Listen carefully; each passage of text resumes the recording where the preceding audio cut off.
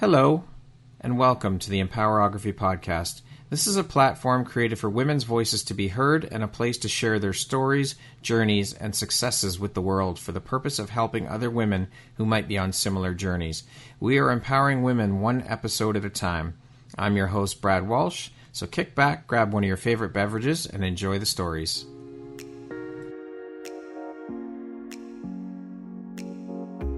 Are you an author, speaker, coach, or entrepreneur building a brand in today's very crowded marketplace? How do you stand out? Join me on September 27th and share 97 minutes of your time for just $97 and learn how to empower your brand message and shine as a guest on podcasts. iHeart's doing it. Spotify's doing it. You should do it too. Join me and spend 97 minutes of your time for just $97. You can find the registry link in the show notes. Hope to see you there. Hello there, Brad Walsh here, your host of the Empowerography Podcast. Today, my guest is J Winslow. She is a brand leadership specialist, strategist, and advisor, the founder of TEDxSarasota, a TEDx Organizer, and a speaker's coach. Welcome, Jay. How are you today? I'm great. Thanks so much for having me, Brad. It is an absolute pleasure and honor. I know we've been trying to get this done. We've experienced some technical difficulties. We even experienced some this morning before we jumped on. So it is lovely to finally have the time to sit and speak with you, share in your story, your journey, and the beautiful light you put out into the world through the work you do. So with that being said, let us jump right in.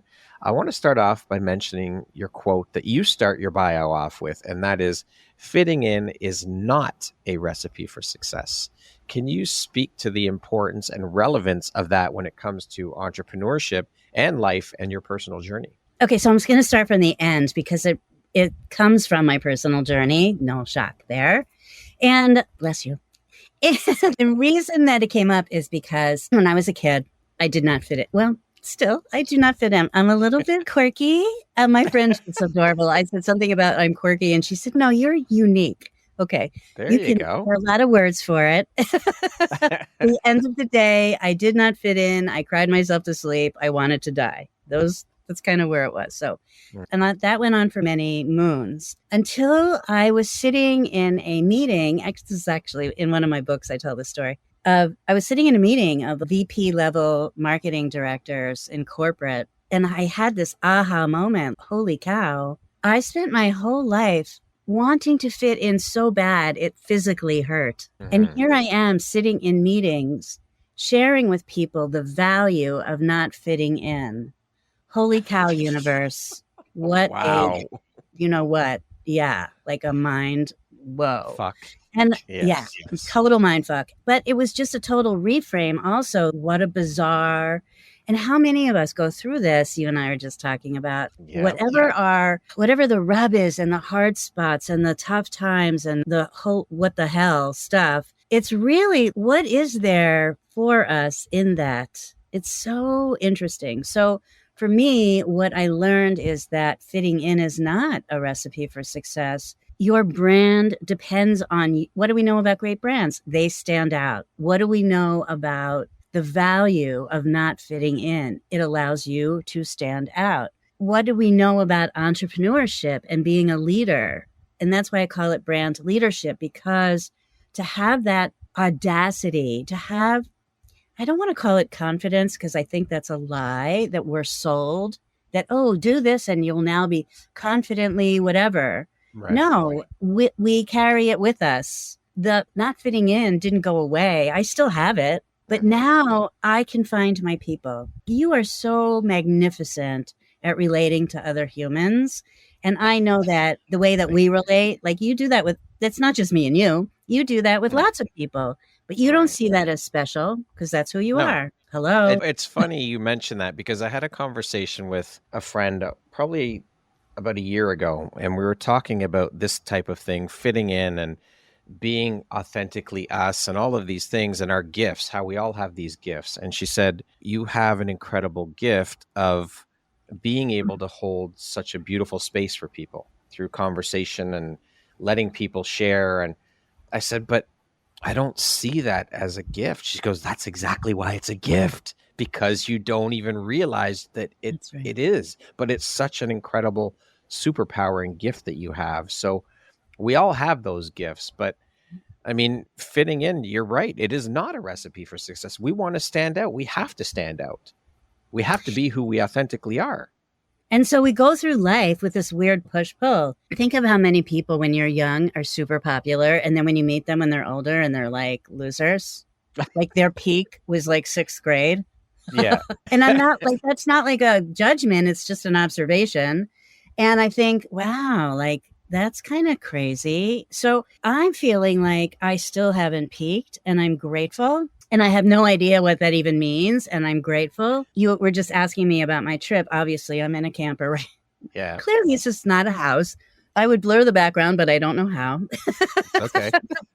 Anyway, so the other night was my birthday and I checked into this state park and I ended up yapping with the woman at the desk who was kind of my age-ish, whatever that means. And we were like, yappa. And I left and went to my and I was checking it because there's no technology there. So I was trying to like breeze through all my little birthday messages, like, thanks you guys, and soak it in a little bit before I went away. And I went to my campsite and I went to take the dog out and she was outside with this huge box and a birthday cake and flowers. And like, she brought me all these gifts. And then she wrote me the most magnificent card about, thank you for sharing your light with us. And you brightened up our entire day. And like, I just was doing me, which was goofy, unique Jay. And I thought, wow, all of us impact people and do stand out. And we're all living our brand all the time. And we forget that. And that's the piece that I think is your brand is not your shiny Instagram. I mean, it is, but it's not all of that. We pop out. We are our brand from birth. Right. Awareness of our brand and our brand attributes and our things that make us different and our gifts and our superpowers and our business model, that all comes later. And we can't access it if we're not curious and we're not bold enough, even if we're only bold for long. And then the next day we're bold for that. Yeah, we're a little bit longer. You're a photographer. We're opening our aperture, right? Mm-hmm. Wider and longer. Yeah. And it's like working out. It's a muscle.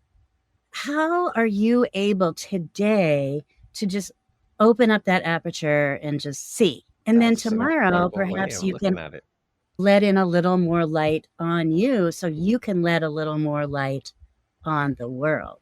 Beautiful. I love that. Thank you for sharing that and your interpretation of and explanation for. I think it's absolutely beautiful. And it's true. We are our brand, period. Walking, talking. So what inspired your initial interest in brand development and how has your perspective on branding evolved over the years? Wow. I could talk about that for a few days, so you'll have to stop me. So I'm a failed hippie. I'm more hippie now than I was when I was a kid. So I really wanted to be a hippie. I thought hippies were awesome. I wanted to go to Woodstock. I was too young, blah, blah. But just barely, I swear. I could have gone, even though I was like 12. But I really wanted to be a hippie because I really felt that my family was so about money and looking good and all the normal things that I didn't really appreciate. I'm not even sure I do now. Yeah. It's more of an and now, and then it was an either or. So I wanted to be a hippie. So I was not a good hippie. And my dad, I kept dropping out of university and then I would enroll because I would be starving and I couldn't get a job. I looked really young when I was a kid and no one would hire me. That went away, obviously.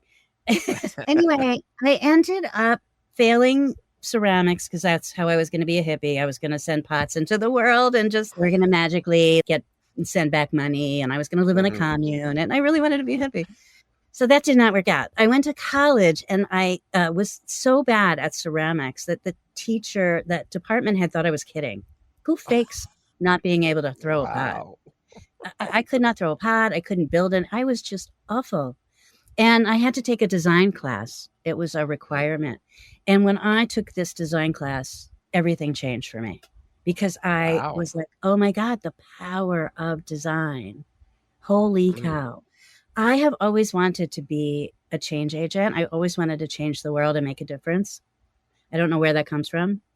Yeah. And I didn't know what it meant. I still kind of don't. That's your inner hippie. I'm always leaning. Yeah, I wanted to make the world a peaceful, happy, loving Yeah. place. Happy Hippie, which is the name of some of my stuff. There you So go. I took this design class and it was so easy and it was so fascinating. And the teacher was really cute.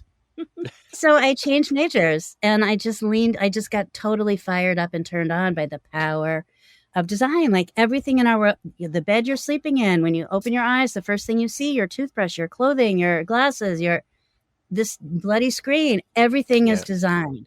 Oh my gosh, I can impact humanity through the power of design. And that's how it started. And then I started learning about logos and brand identity and the visual part. And I just loved it. And my teacher said, well, you can't, what are you going to do when you grow up? I said, I'm going to do this. I'm going to create logos. And I just love doing it. And they were like, yeah, no, that's not a career path. And so I went home. This is, of course, before computers. I went home and I found this firm in London, which still exists today. It's called Pentagram Design. It's one of the biggest design firms in the world.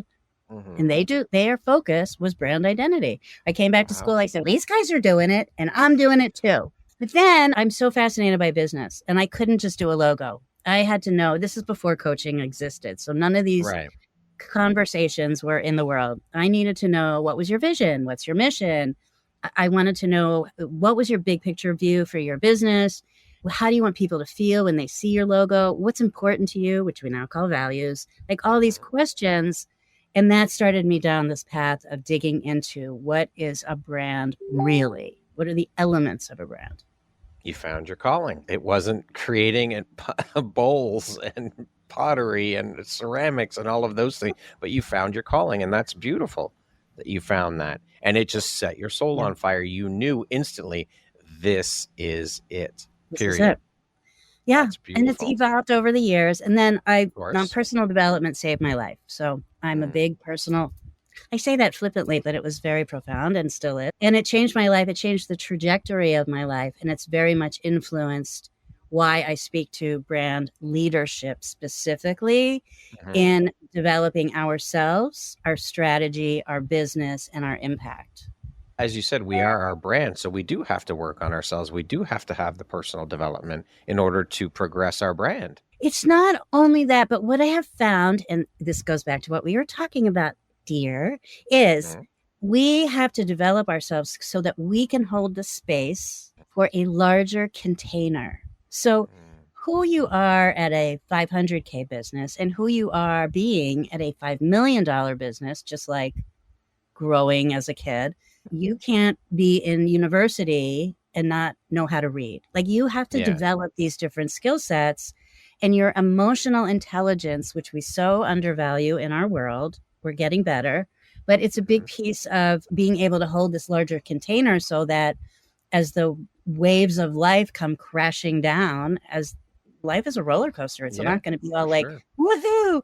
We have to be able to stand in the storm, literally and figuratively, and hold it, not just for ourselves, but for all of those who are impacted with us, by us, and for us. Absolutely. That's yes, which we, again, as you mentioned off camera, we have to be better leaders for ourselves. We have to learn to lead ourselves first, then we can learn to lead others. So thank you for that.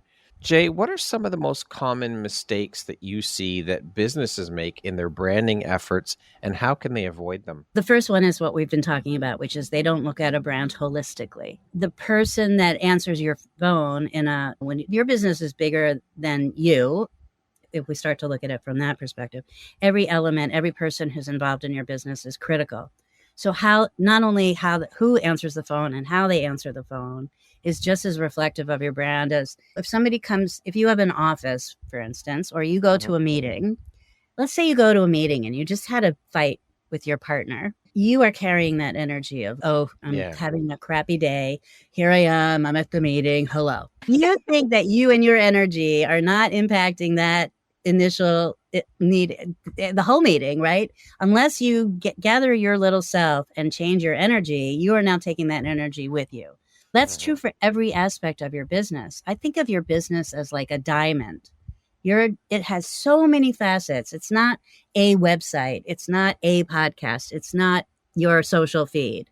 It's every aspect of your business. We have to get them all bright and shiny, polished, so that all of you can shine. We don't just want you shining in one area of your life. That's no fun.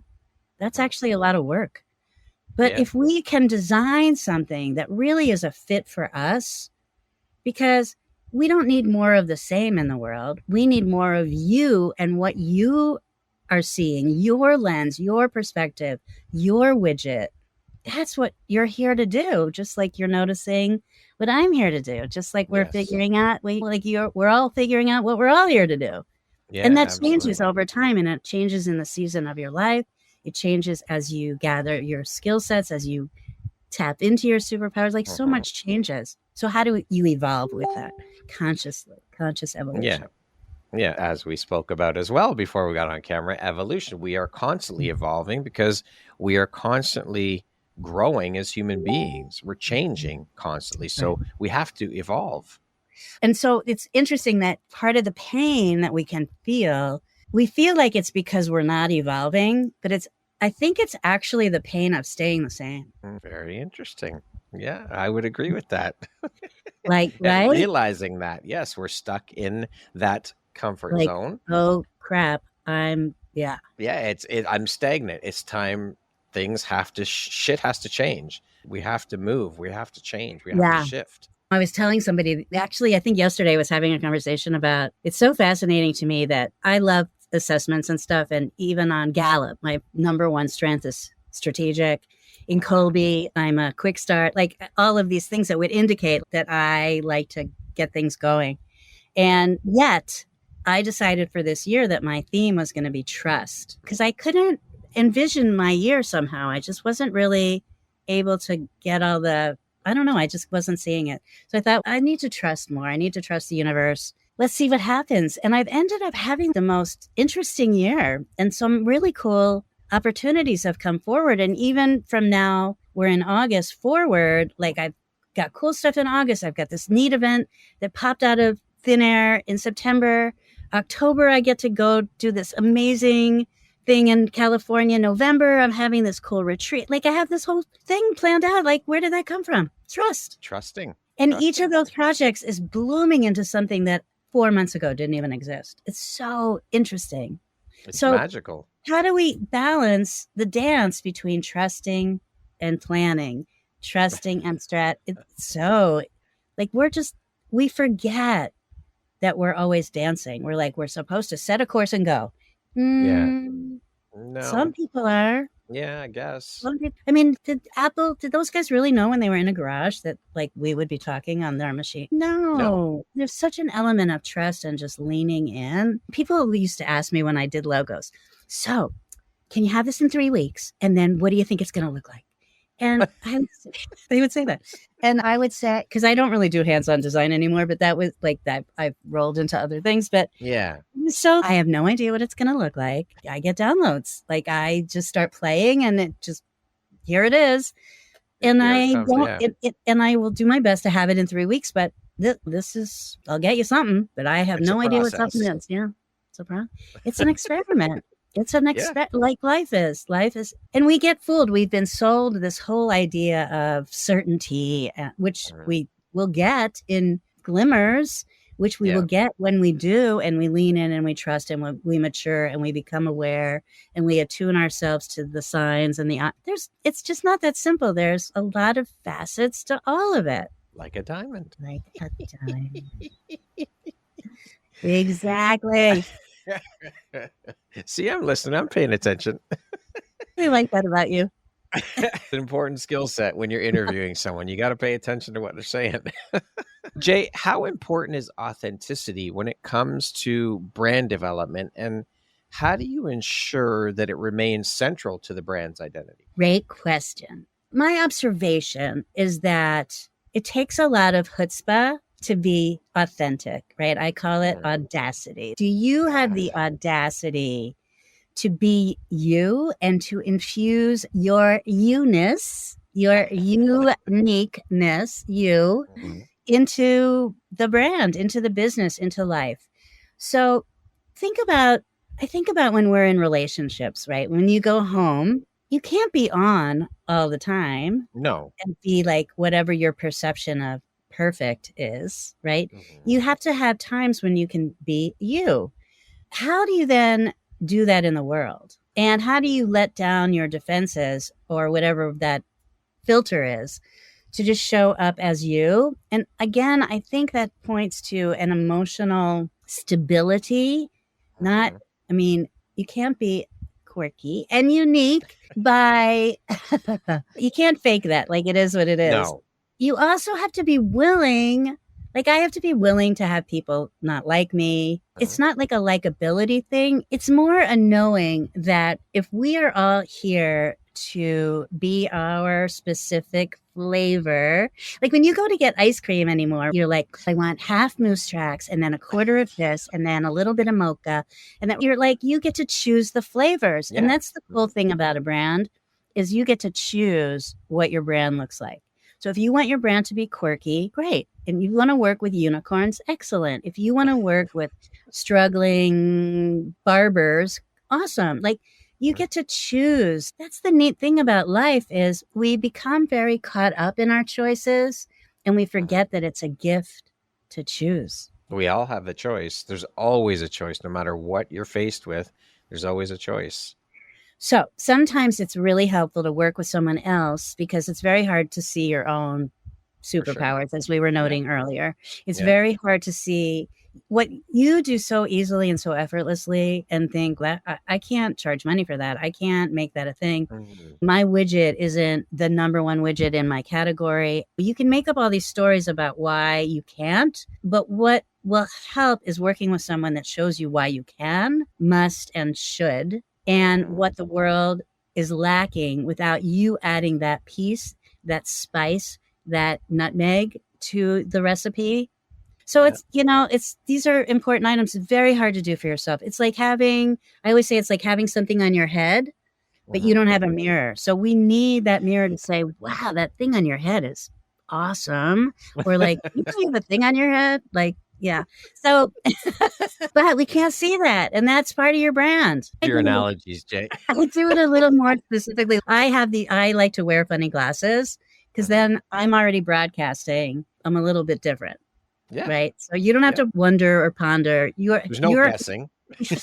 I'm already weird. Okay, I get it. And I like that. No, unique. Oh, unique. I know. Or quirky. So isn't it fascinating how our self-talk is one way and then, So that's what I was sharing. Like when I told a friend when I was quirky and she said, no, you're unique. I was like, I have to look up those synonyms again. Find all the synonyms. Yes, absolutely. That are positive. Yes. Quirky's positive. I think quirky's very positive. Yes, I am proud to be quirky. When I was 5, when I was 11, when I was 19, no, I hated being. But now, thank God I never figured it out. Thank you, universe, because I failed at fitting in. Yay. You have embraced the quirky. I love it. And you wear it like a badge. It's a beautiful thing. Yes, sir, I do. Yes. Can you discuss the balance between maintaining a brand's identity and evolving it in order to stay relevant? Sir, that is a good question.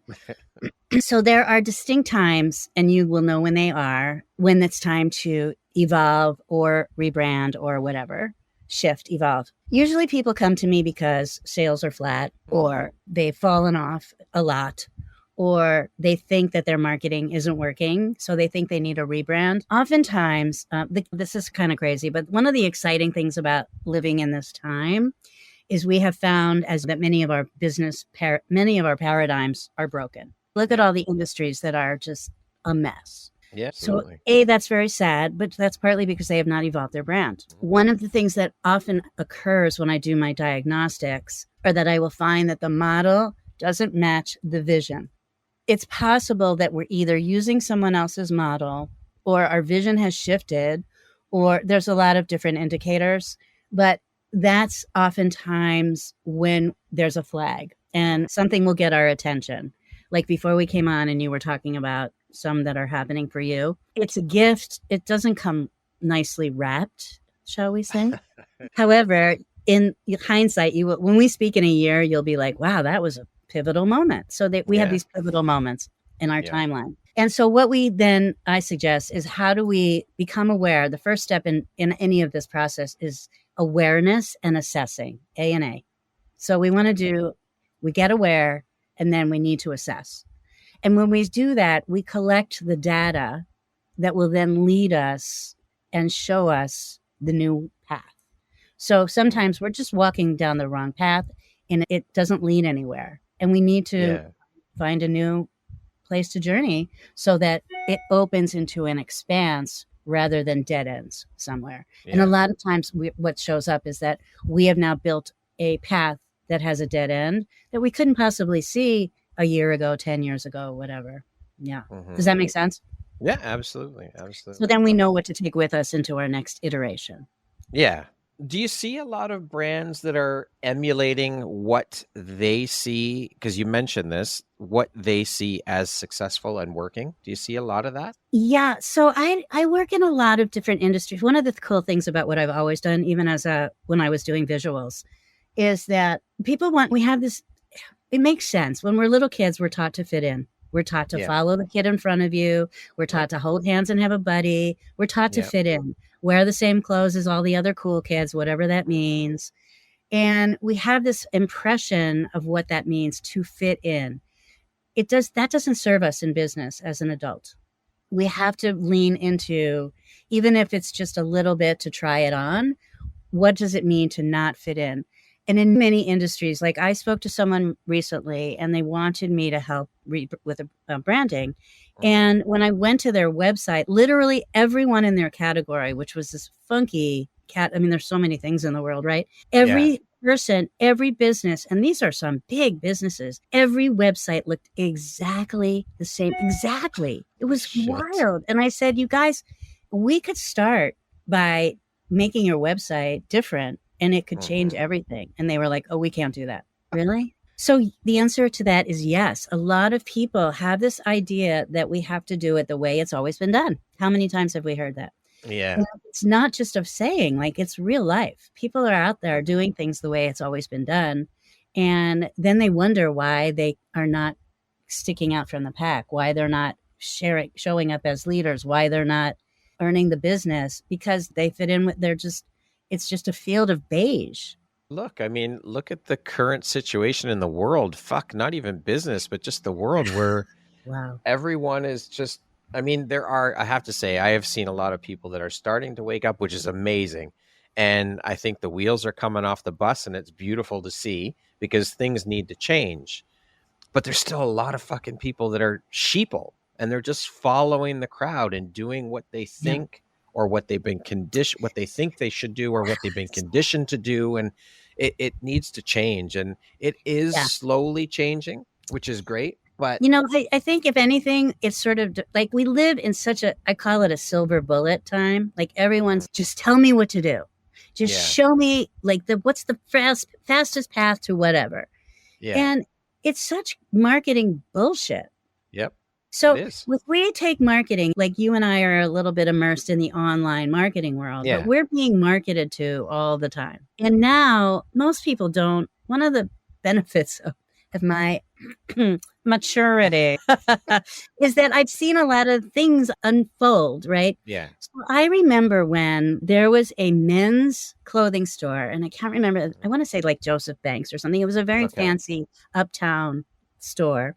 And they started collecting data from their customers. So when their customers came in, they would know what color ties to show them. Did they even wear a tie? Like they started using data to market. Right. Mm-hmm. And it was highly unusual. And it was like, wow, we found this like amazing tool to help us grow. And it had a very big impact on their bottom line. When you take that example and then you extrapolate it out to everything, now we have data that is so manipulative. Yes. And we have marketing that makes so many false promises, but people in their quest for ease, because again, as we noted before we started talking on camera, that we want to be comfortable, but then there's such a trap.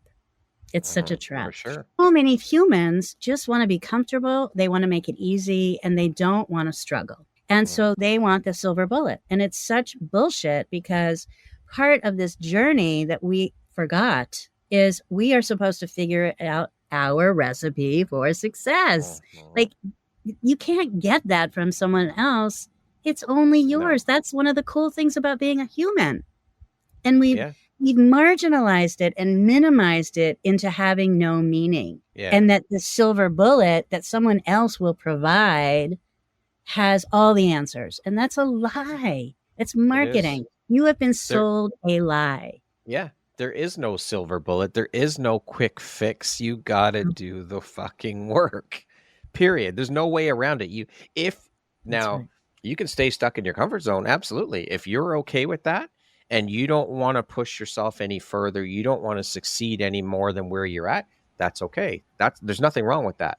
But if you want to succeed and you want to grow and you want to change things, you have to do the work. There is no quick fix. There is no magic recipe. And it's the same thing for all the stuff in the world. Like, I find it so fascinating. And I don't want to go down here because it's so crazy, but like that people argue about religion. Wait a minute. We're arguing and killing one another and killing other people's children over something that is basically all the same thing. And it's invisible.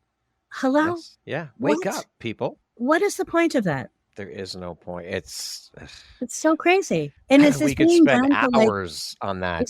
Again, I think curiosity is the most undervalued skill set. I'm very big on curiosity. And I'm curious, is this being done to thin out the herd so all the weaker of us don't make it?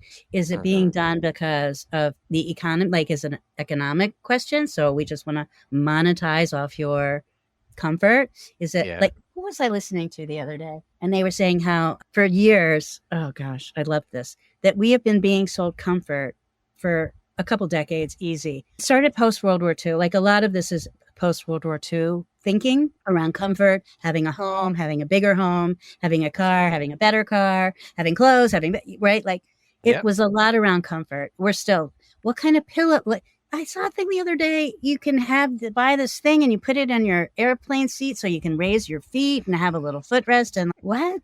Like, with your snuggly and your eye patch and your thing and oh my goodness, like that. Yeah. Whoa. We're so into comfort, and really where the juice is right now and how the world is now shifting is into some level of discomfort. Get out into the woods and go hike and build a fire and like that. So now we live in these times of these currents of change. Yes, for sure. But it's all manipulation, you guys. You have to stay awake and aware and notice, what is this appealing? What part of my animal senses is this actually appealing to? And it's manipulation, it's psychology. It has nothing to do with your personal reality and your personal. So brands can be used for good and brands can be used for bad. And I believe that brand leaders are using their brands for good. And that's who I want to work with. That's who I want to know. That's the change agents and the world changers that are out there who really want to do business and make an impact and raise others behind them and know that they're here to lift their teams. Yes. And not, just have slaves who are doing the do. I have to believe that there's more light or good out there than there is bad. We only hear, I shouldn't say we only, but we hear constantly because of the media, the bad side of things, the dark side of things. So I choose to believe that there's far more good and far more light out there. And the light will always win. The light will always beat back the darkness. And so that's where I choose to stay and believe. Yeah, I hope you're right. And I think that's why communities are so important. So I've been really immersing myself in my communities because the other side is just too dark and scary for me.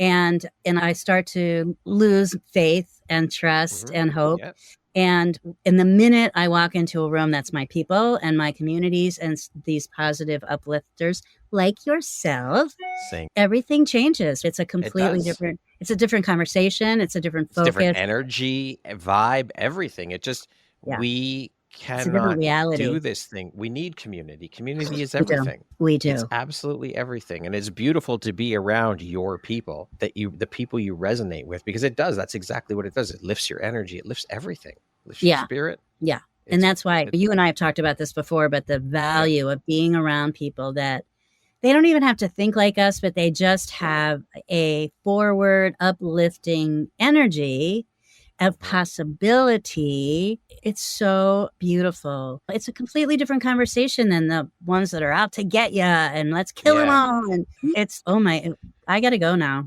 Can't Yeah, no, thanks. I'll be over here. My mother's calling. Gotta go. Yeah. Oh, the street lights came on. It's time for me to go. Gotta walk the dog.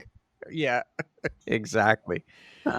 What are 3 of the most valuable lessons that you've learned in your career as a brand development expert, would you say? Besides that fitting in is not a recipe for success, that we're always learning, the 3 most valuable lessons are, I don't know. I think one of the most valuable lessons is to really, again, be curious about what's next. So that we are always, what I've noticed is we do this micro macro thing, and some of us, so we are doing today, but when we have an eye to the future, we're able to then course correct.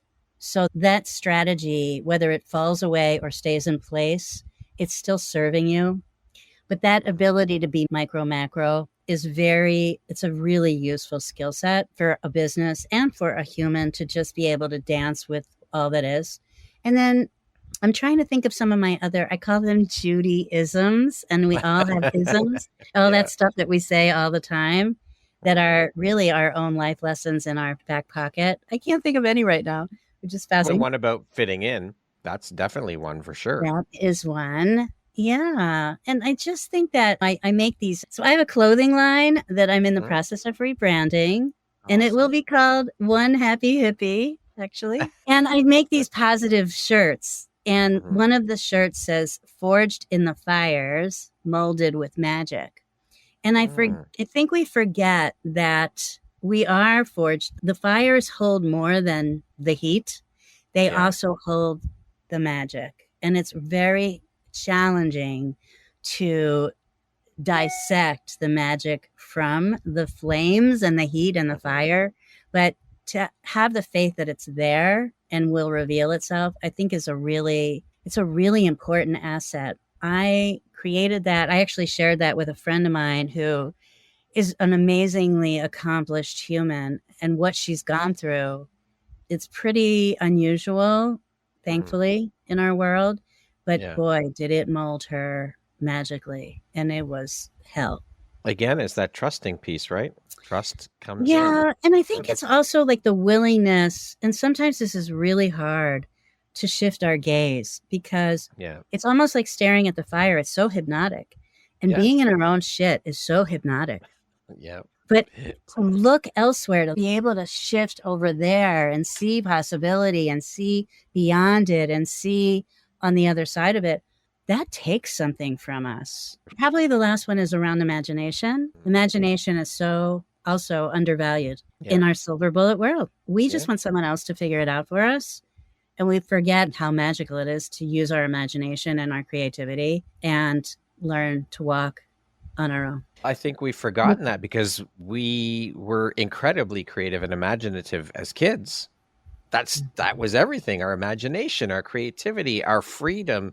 We would do even talking about art in particular as kids, painting. You didn't give a shit. Just whatever. Let's just throw some paint on a piece of paper as a kid in art class or in school. Now as adults, does that look okay? Can I really paint this way? I have to stay within the lines. All of these fucking things. We've lost everything. Actually, I shouldn't say we've lost everything. I think everything has been conditioned or tamped down within us that we've forgotten that it's there. It's always there. It's just a matter of we've lost it or we've forgotten that it's there. It's funny that you say that because when I first moved to Sarasota, so I've been there 30 years, I was volunteering in a school, mostly migrant kids. Of course, a lot of people picking oranges. And I worked with little kids in their art class, like kindergartners.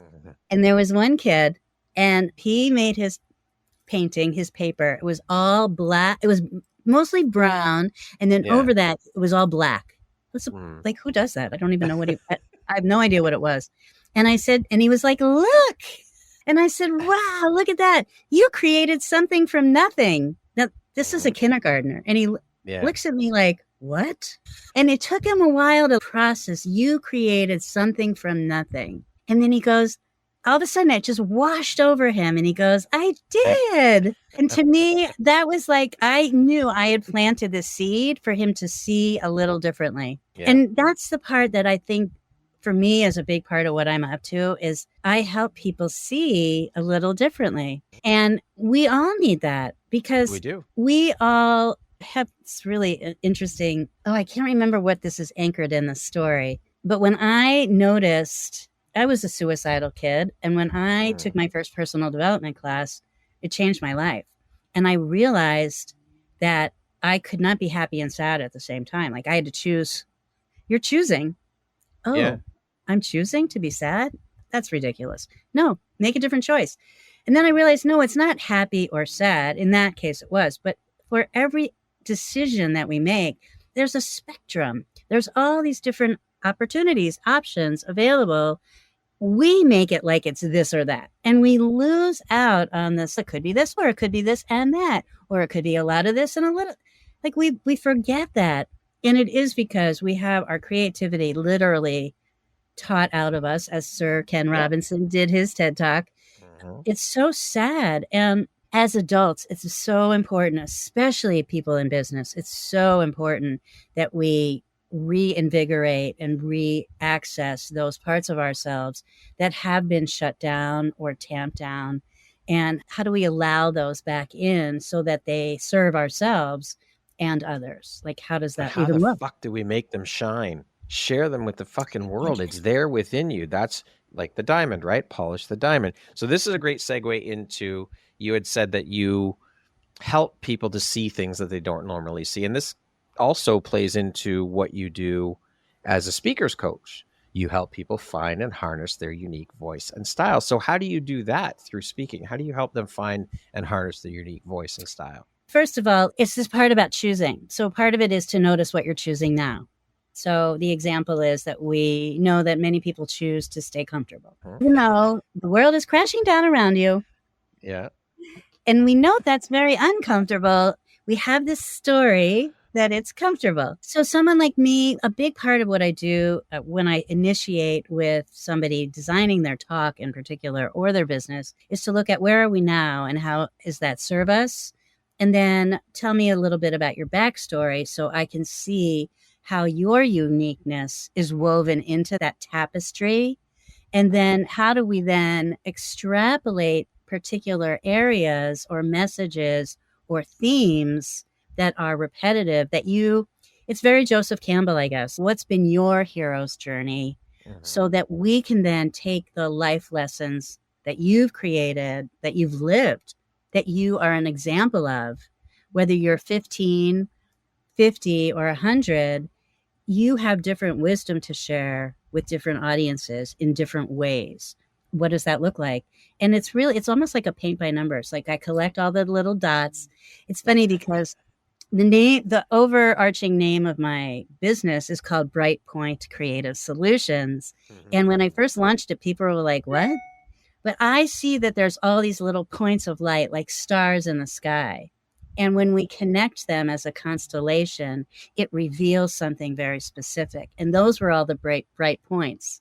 Like you have a gift in interviewing or editing or shooting photos. Different people have different gifts. And then when we pair that with their strengths, with their business, with their history, something is revealed. Their message starts to come through. It starts to show itself. It starts to reveal. And through that reveal and diagnostic and where we're weak and where we're strong, the next thing will show itself. It's a process. It's kind of a system. It's a little bit of a squirrely, abstract system, but it is but it works. It does work. It really does. And a lot of it has to do, as you noted earlier, with listening. Yeah, for sure. Absolutely. I love that. So what would you say are the indicators of a truly impactful and successful speaker? The indicators. I love what Lisa Nichols talks about, that there's 4 different styles. I'm sure you've heard this. So some of us are we're in the world of education. And then there's a spectrum that takes us all the way to transformation. So I think most speakers live in the inspiration space where they inspire their audience. Not too many live in the transformation space. What I think is really important, especially like if you think about a TED Talk, for instance, I remember going to a TEDx. If you've never been to a full day of TED, please go. It's amazing. Go to a TEDx near you, spend the day. It's really something. So I went to a TEDx event and I scanned the speakers, and somebody was speaking about something very sciencey, which is not really my thing. And so I was planning on hitting the loo during that. I'm like, oh, well, that's a good time to go. I'm going to stretch my legs and go to the loo. Yeah. And this guy came on stage. It's actually a really famous TED Talk. And he started speaking, and it was riveting. It was about genomes. I don't even know what a genome was before he started speaking. And I was so enthralled. And the wonderful thing about his talk was that not only did I learn about genomes, but I started thinking about all these other ways that what he was sharing applied to me and my journey and my interests and passions. And I think that to me indicates an impactful speaker, because they are now triggering for you what is important and will move the needle for you, not for them. Yeah. They're sharing from their perspective, but there's an energy, there's an allowance that makes it universal that's very critical to success. Does that make sense? So yeah, absolutely. I love that. And so how do brand development and speaker coaching complement each other in your work? I mean, any kind of talk that you give, any kind of speech, it's your brand in action. So if you are not, to me, you're making a mistake if you are not integrating the two. So if you think of your talk in its own sort of lane and you don't connect it, the dots, A, yourself, and then B, for the audience, remember, we're always representing our brand. So how are you representing your brand through that talk? How are those threads, we just talked tapestry, how are you weaving this tapestry? It is a brand positioning statement for who your brand is in the world, whether that's just a little piece of it or the big enchilada. But how are you sharing so that you are emulating and you are being your brand? Beautiful. What advice do you have for individuals looking to use speaking engagements as a platform to build their brand? I know, do it. Just do it. Yeah. So what I suggest for people is that, first of all, choose an outreach that is a fit for you. So if you don't like to speak, then don't do that. If you like to do workshops, do that. If you like to write, do that. It's a pick three world, right? Pick two, pick one. But find your personal outlet. One of the things that I found was useful, that I joined Toastmasters, and it helped me be a better writer and storyteller. And being in the room, you start watching talks differently. Look at the structure, not just the message. Look at the message. There's just so many elements. Get a buddy, whether that's a coach, whether that's some sort of an advisor, mentor. Find someone that you can bounce stuff around and build it with. One of the things I found when I first started doing TED and I started doing TEDx coaching was that the people who had the hardest time building a TED Talk were professional speakers, because their talks were all about them, and a TED Talk is all about us. Thanks. So part of it has to do with the perspective. If you're standing over here to write and talk, what does it feel like to stand over here and write and talk? Figure that out, and then just try it. I really don't enjoy talking heads on video like every day. Here's my Facebook group, and I'm in your up your nostrils like that. But I love doing interviews. So I do interviews instead. I don't really appreciate the talking head thing. I don't want to look at my crazy hair and my funny face, and I don't like it. But when I'm looking at you, I'm like, hi, Brad, this is great. Hi, Jay. So you got to find the way that works for you. And same with speaking. Do you like to talk to kids, but you really don't like to talk to people your age? Okay. Who figure is that the out. right person for your message, and how do you get it out there? I love doing interviews. I absolutely love it, because it gives me insights into who people are and what they do and what their magic is, what their gift is. It's an incredible thing to be able to do, to interview and to shine a light on someone else. It just feels so good to be able to do that for somebody. So beautiful. And so few people do it and do it well. You really do it well, Brad. Thank you. I receive that, and I really appreciate that. That means a lot to me, so thank you for that. Now, this is another great segue into the whole TEDx thing. How did you get involved in the TEDx world as an organizer and founder, and what kind of influence does the TEDx brand have for those speakers that manage to land a TEDx talk? I guess part of that would depend upon how the speaker utilizes it, how they leverage it, but I'd love to hear your thoughts. Yeah. I got involved a long time ago because I was a TED head. It's like a dead head, only different. So I'm a TED head. That's what I call it. There's TED heads? Really? That's a thing? That's how I branded it. Or did you just create that? I did. Yeah. I don't know if it's a thing or not, but it's a thing for me. We're making it a thing. Because people of my generation understand TED head. So I was a TED head. And when I went to where I live, they had been talking about creating the town. They wanted to brand the town as a tech hub because they were looking for industry that was, what's that called? Like non-pollution-y kind of, it's called something. I can't think of it right now. I can't remember what it's called. So they wanted to be a tech hub. And I hate meetings and all the things. But I was like, let's not talk about it. Let's just do it. Let's create a TED experience here, because that will allow us to showcase the area, showcase how we think about tech and what we're up to, and then bring in these stellar humans that are up to cool things. So that's how I got involved. And the first time I went to a TEDx, I'd been talking about it for a year. I call it dating a colleague to see if we would be a good fit to do it together. And I before my tushy hit I'm very introverted. I know that's hard to tell right now, but he put me in a room with a lot of people, and I'm like standing in the corner with my car keys in my hand. Can I go now? But I was turned on by this. I pretty much met everyone at breakfast. I table hopped. Like, I'm thinking, who are you? I'm like, oh, nice to meet you. What are you doing here? I was so geeked out. I was in my other persona, like that other girl. But before my tush hit the chair, I was like, I'm doing this. And I basically went home and applied to be an organizer. And this was in 2011. So it's a very big undertaking, which you have. And when I say that, it's big, capital letters, bold type. Oh my God. It takes a lot of bandwidth. So I didn't realize the emotional and energetic investment. And the TED business model is that you can't monetize it. So I ended up at the first one, people were like, oh, when are we doing this? What's the dates for next year? And I was like, next year, what? I'm a quick start. I wasn't thinking about, I have commitment issues. Who are you talking to?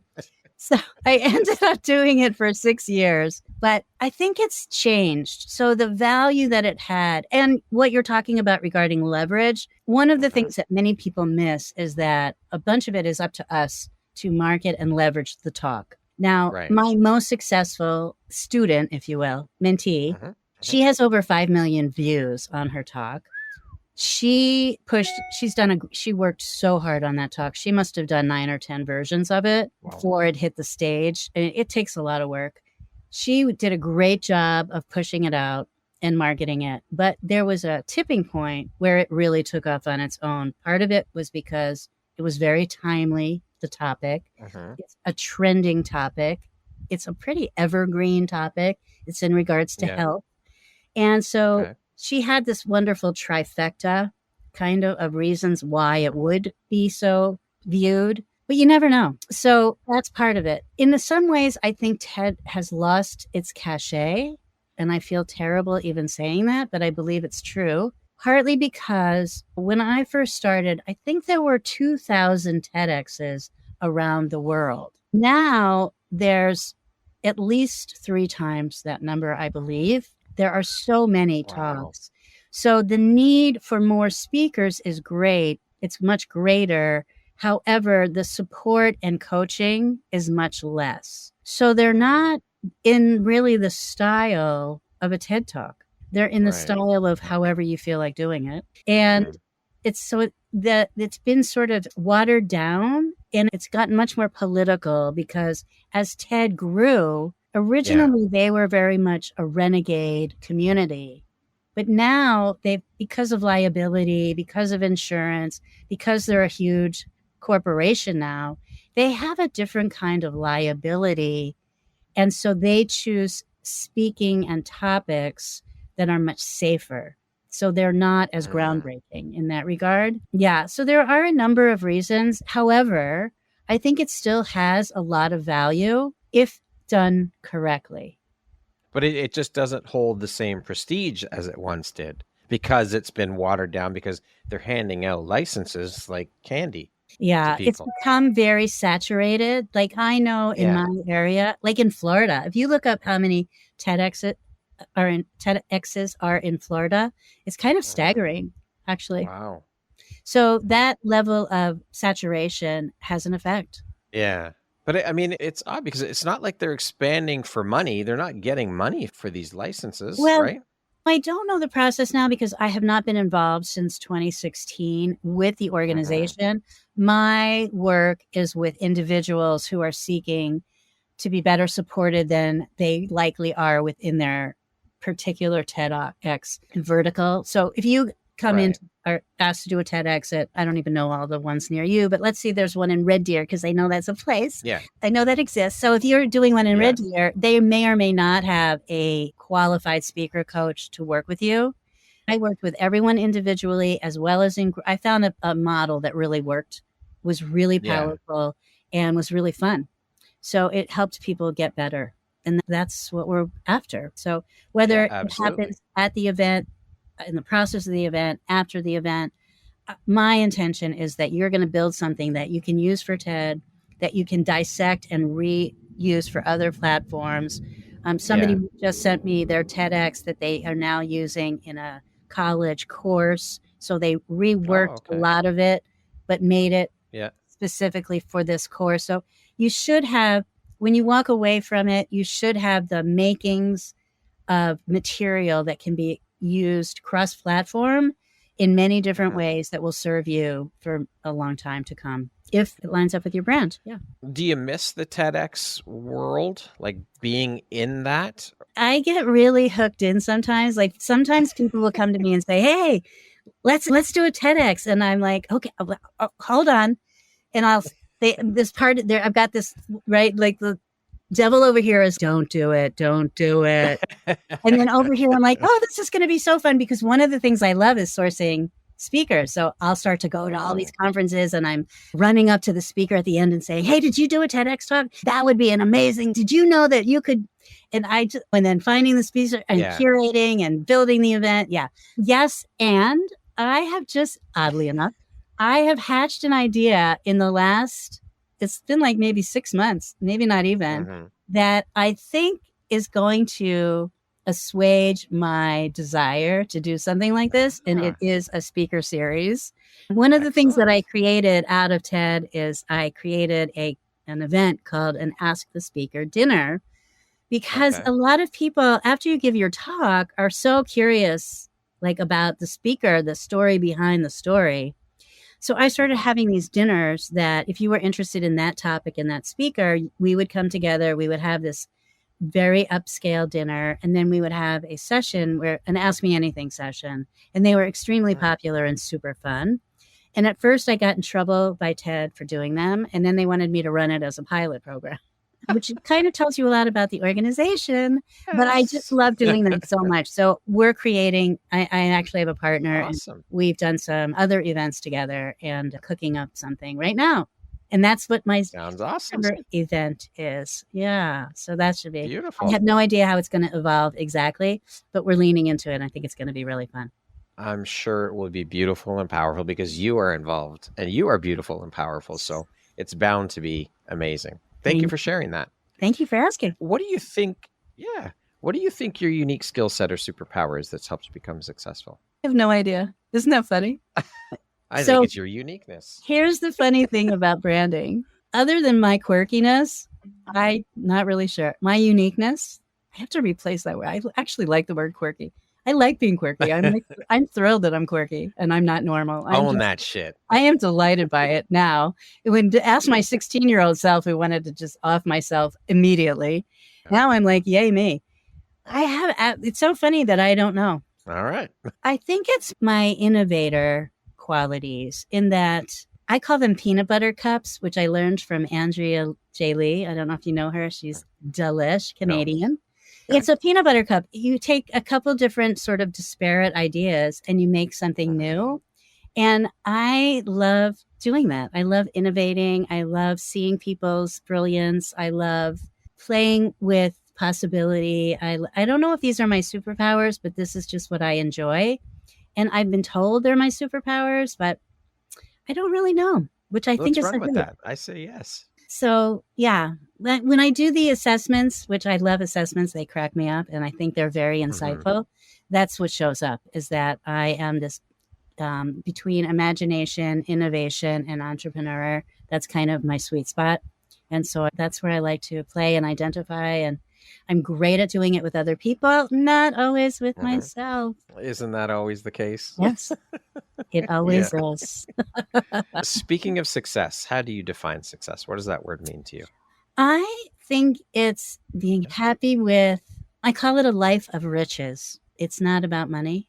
It includes money. I don't really want to starve, and I want to have a lot, because I think having the more, it's really the universe confirming that you're on the right path. But it's more about my friends, my experiences, my puppy. I'm so thrilled that I can go to the gym and walk and talk and ride my bike and go to the beach. And it's being able to live a life that at the end of the day, when I lay my head on my pillow, I literally can feel like, wow, that was a really good day. That's it. It's super simple. It is. It really is. What would you say is one of the most important things you've learned in your life? And what was your life like before you learned it? And what was your life like after learning it?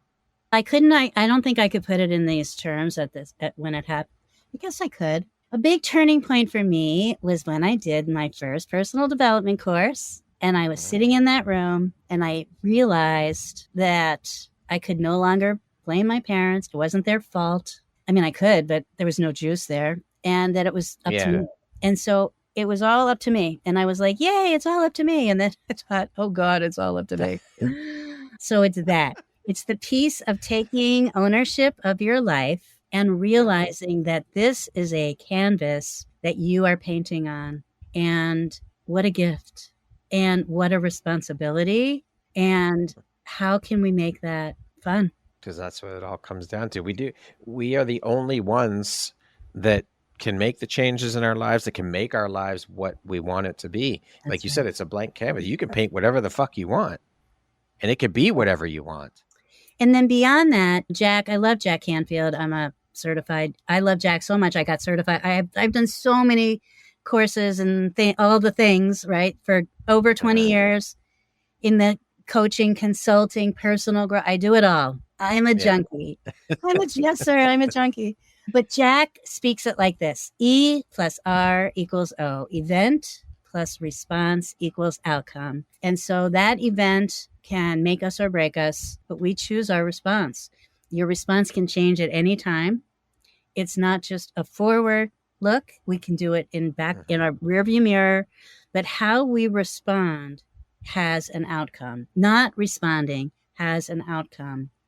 What you do with this, holy crap, it's all up to you, has an outcome. And it's really a very simple formula to understand it's your life. And you can give it power. You can give away your power. It doesn't alter the fact that it's up to you. Yeah, it's pretty essential element. So grabbing hold of that has been a constant evolution of what does that mean now? What does that mean now? What does that mean tomorrow?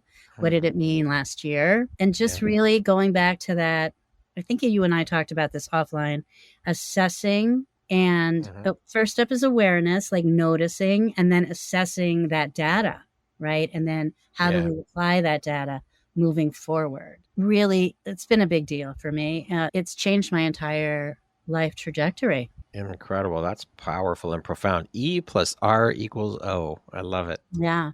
And when I first started doing talks, I don't know where I heard this from, but have you ever heard this about, it was law of attraction was a big deal. But if you ever think about attraction, the last part of the word is action. When it's expanded, it's traction. And then the front is the attraction. So you can't get attraction without the action to get the traction to get the attraction.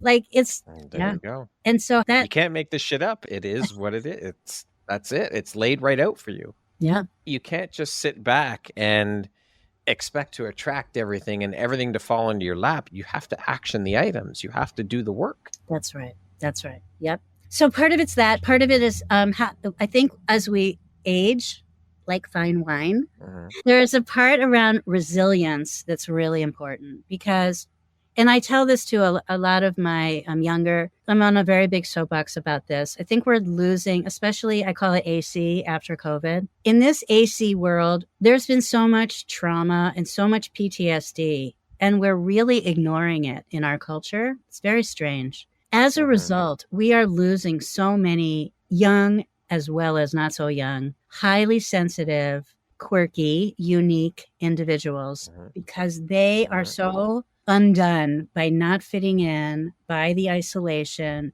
by this dismissal of their feelings, by the dismissal of the struggles and the challenges and this shiny stuff that looks like everyone else's life is perfect except mine. Yeah. And checking out seems like the only option. Thank God I was too chicken to check out, because if you had told me you're going to love life and you're going to have so much fun and you're going to go to Burning Man and travel the country in your camper and be like, what are you, high? That's insane. What?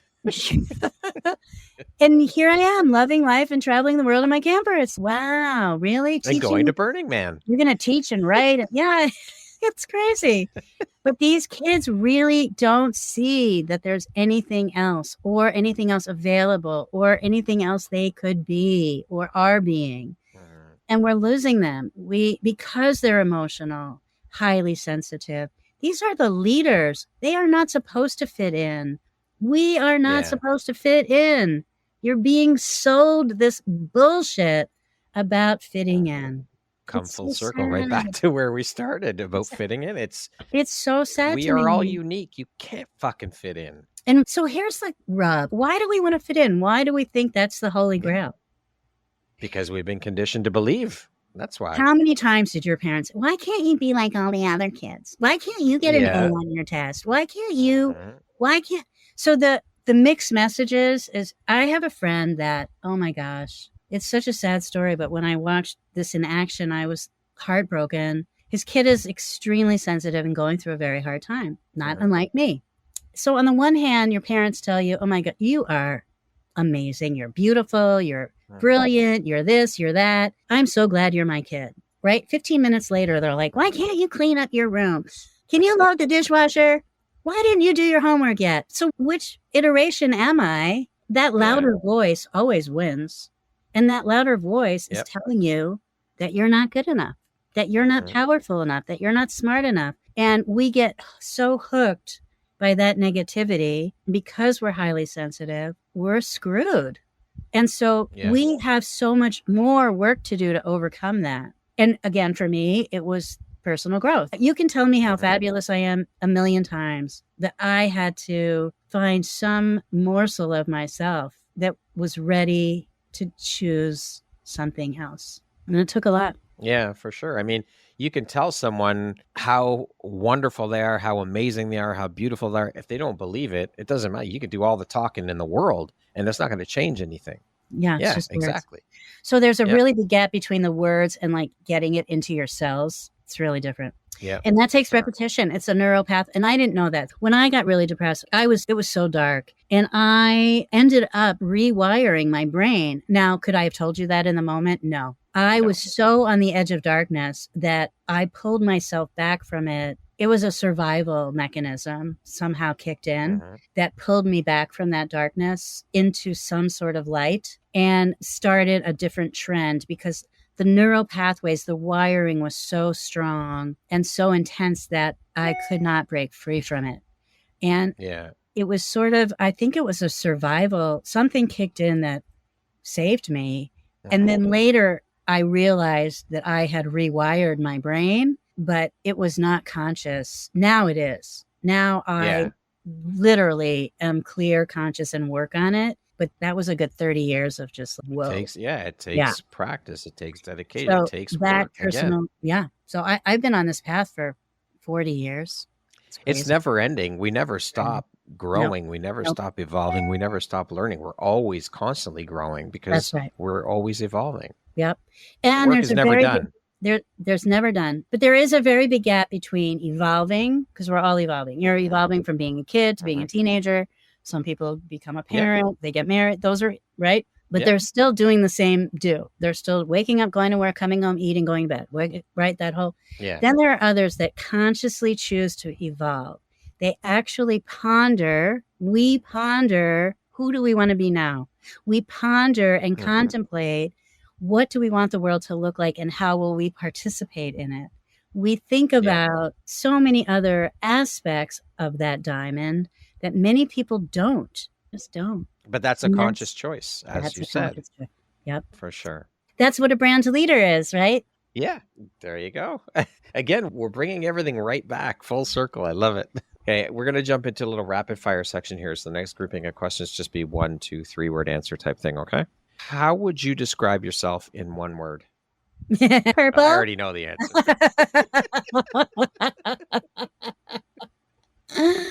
Oh, gosh. Okay. Joyful. All right. Just to be different. Yes, I knew you were going to do that too. So there you go. If you could teach the world one thing, what would it be? Authenticity. If you had a theme song that played every time you walked into a room, what song would it be? I don't know the name of the song. What's the song from the Hugh Jackman song that is, I don't know the name of the song. Okay, never mind. I don't know the name of it. It's about all the colors that I see. It's the circus, Not sure. The world's greatest. The World's Greatest Showman? Yes. What's that song? Okay. I cannot remember. Oh, no. Okay. Let's see. That's super funny. Let's see. A Million Dreams? Yes. There you go. A million That's it. dreams Okay. that I can see right. in each one. Yes. We figured it out. We got it. Yay. What is one thing you want but cannot buy with money? Full disclosure, a partner to play with. Yep. All right. What is one thing you love about yourself that is not related to your physical appearance? My sense of humor. Or lack thereof. I don't know. No, I love it. I think it's awesome. What is your favorite self-care practice? Walking in nature and just soaking in the gratitude and the beauty and the perfection and the immediacy in the moment. Concludes our rapid fire section. Now back to our regularly scheduled program. I have a bonus question for you. If you could take one feeling or a belief and bottle it up and give it to people, what would it be? Appreciation. Appreciation for what is, what was, what will be, and for who you are in the world and what you bring, like what you are here to contribute, whether you're building something, assisting in building something, not building anything, laying in your hammock, like just appreciation. It's a short ride, people. For sure. Might as well enjoy it. If you could step, yeah, absolutely. We're only here for a short time, so you might as well make the best of it. Have a good time, enjoy it, live life to the fullest, do what makes your heart sing, do what makes your soul sing, all of those things. Yeah. Yeah. If you could step into my shoes, what question would you have asked yourself that I didn't ask you? I don't know. You did pretty good, Brad. You're an excellent interviewer. Thank you. I received that and I appreciate that. There's that appreciation piece. Yeah. If you had the opportunity to sit down and have a 1-hour conversation with one woman, any woman in the world, who would it be and why? This probably is pretty tired response, but I would love to hang with either Sarah Blakely, just like to hang out. Yeah. Have you heard her story about how her dad used to talk about failure at the dinner table? No, really? So Sarah Blakely is the woman who built and sold Spanx. And one of the things that she shares in her personal journey is that every night at the dinner table, her dad would ask the kids, what did you fail at today? And if they didn't fail at anything, they actually were given a hard time about not trying anything new. So the world was really framed as an experiment and something to just really, they knew that they were winging it. It was just instilled in them differently. And I think she's super funny. So I just feel like her POV would be really neat to hang around and to just absorb some of her juju. Pretty wild. You frame that conversation of what did you fail at today instead of, so what was the best part of your day? Or what did you succeed at today? Or what made your day amazing? Because what did you fail at today? because that shows that, as her father said, you're trying something new and you're not going to succeed the first time always. Right. Sure, sometimes you will, but that's right. Yeah. And if you tried and failed, you got like better points for that. And I just thought, wow. Yeah. What an upbringing. Holy shit. So think of the way that like when we were talking about how our cells on our neural pathways, think about how that wiring affected her. Think about look at how successful she was with her business. Right. Right now we're watching the Olympics. And one of the things that has been really, I haven't been able to watch a lot of it due to a million things. But one of the things I've really noticed for America is that Simone Biles has been so joyful. She's had a smile on her face throughout the entire thing, the entire parts that I saw. And last time she was sad and morose and serious and in pain and whatever was going on with her. She has had a complete shift about how she is holding being there. And I think that's fascinating.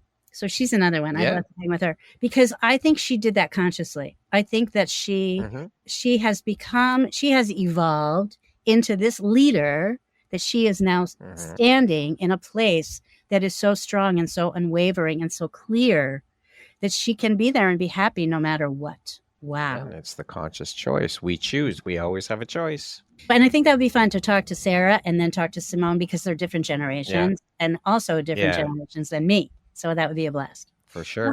I took 2. If you could go back, Jay, and give your younger self one piece of advice, what would that piece of advice be? Oh my God, it's so trite. I wouldn't have believed it, but it would have been that, oh my God, it makes me want to cry. It's all working out. It's all okay. You're not a mistake. It's not a mistake. This is not a mistake. It's working out. Hang in there. Please hang in there. Beautiful. Thank you for sharing and thank you for your vulnerability. Lastly, if you were to deliver your last 30-second speech to the world, your tribe, your people, your corner of the world, what would that last 30 seconds sound like? What words of wisdom would you impart? Every day we choose. Every day we choose. Every hour we choose. Every moment we choose. Notice what you're choosing. When you choose better, life gets better. When you choose better, your impact goes up. When you choose differently, you open the gate for the wild horses coming behind you to run through and run free and live fully. Choose differently. Start. Beautiful. Yeah. Whew. Wow. Jay, thank you so much for such a fun, inspiring, motivational, and beautiful conversation. Our conversations are always epic. I love chatting. Yeah. I love playing with you. I'm so glad we got to meet. Me too. I am so grateful to have had the opportunity to sit down and share in your story and your journey with you, to share the beautiful light you put out into the world, to the work you do, your expertise, your knowledge, your wisdom. It is always a pleasure to speak with you. Thank you for taking and making the time to be here with me today. And thank you for being a member of the Empowerography community. And thank you for not fitting in. I appreciate you. Thank you, as always. And please, let's keep doing it because we have fun together. Absolutely. Yes. Oh, yes, we do. Always. Every time we chat, it's always a blast. We always have laughs. So thank you for lightening the conversations and for being beautiful you. I appreciate you. Once again, my name is Brad Welsh, host of your Empowerography podcast. Today, my guest has been J Winslow. She is a brand leadership specialist, strategist, and advisor, the founder of TEDx Sarasota, a TEDx organizer, and a speaker's coach. Thank you so much, Jay. I hope you have a beautiful rest of your day. You too. Thanks so much. Thank you very much for listening to this podcast. If you haven't yet, please be sure to subscribe, rate, review, and share with all your friends. You can find me at visuphoria.ca. Follow me on Instagram at Empowerography Podcast and on Facebook at Empowerography. Please join me next time for another inspirational story from yet another amazing woman.